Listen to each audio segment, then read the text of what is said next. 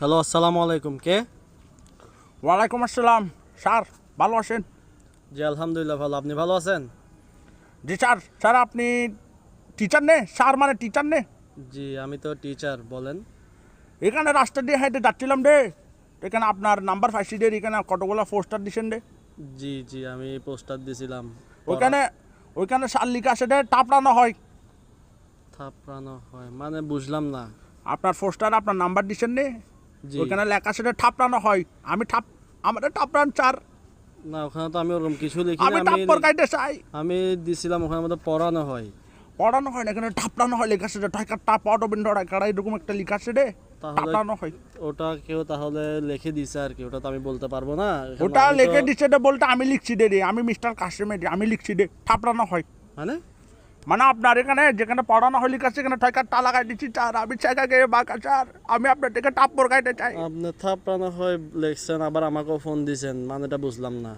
এ sir আমি আপনাকে বলি, আমি স্যার চাকা গিয়ে বাঁকা। আপনি শিক্ষক নে? আপনি তো শিক্ষক উমা। জি আমি তো শিক্ষক, বুঝলাম। আপনি এখন একজন শিক্ষক মানুষ, আপনি আমাকে শিক্ষা দেন স্যার। আমি স্যার টাপ্পর কেটে চাই স্যার। আমি আমি চাকা তো গিয়ে বাঁকা, আমাকে পড়াই। টাপড়ান।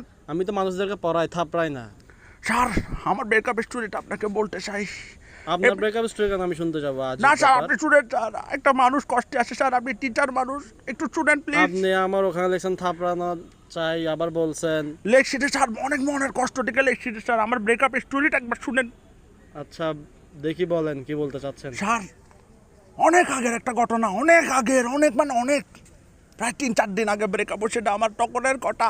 আচ্ছা আচ্ছা বলেন। স্যার একটা মেয়ের সাথে আমার আজকে প্রায় 2 বছর ধরে সম্পর্ক। হ্যাঁ বলেন।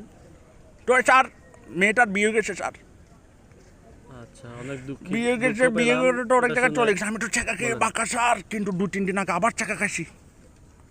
আগে বুঝছেন? বললেন বিয়ে হয়ে গেছে, আবার বলছেন 2-3 দিন আগে ছাকা খাইছেন, মানে বুঝলাম না। ঘটনা আমি আপনাকে বুঝাই স্যার।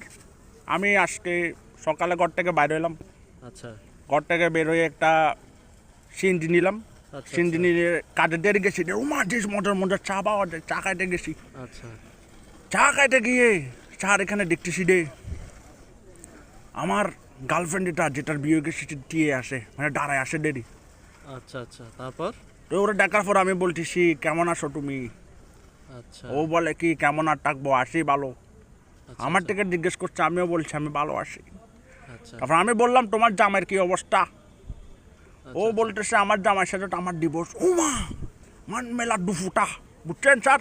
আচ্ছা জামাইয়ের সাথে ডিভোর্স। তো আমি ওরা বললাম কতদিন ধরে ডিভোর্স? বলতেছে প্রায় 1 মাস। তার মানে 2 মাসও 2-3 মাসও কি স্যার সংসার হয় নাই। আচ্ছা ঠিক আছে তারপরে?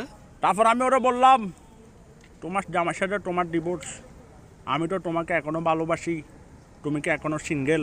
আচ্ছা উনি কি বলছে আপনাকে? উনি স্যার আর কি বলবে, ও স্যার সিঙ্গেলকে সিঙ্গেল না জবাবটা দেওয়ার আগে স্যার, আপনি কান্না করতেছেন কেন? বলেন কি বলছে উনি? জবাবটা দেওয়ার আগে স্যার আমার ঘুম ভাঙে গেছে।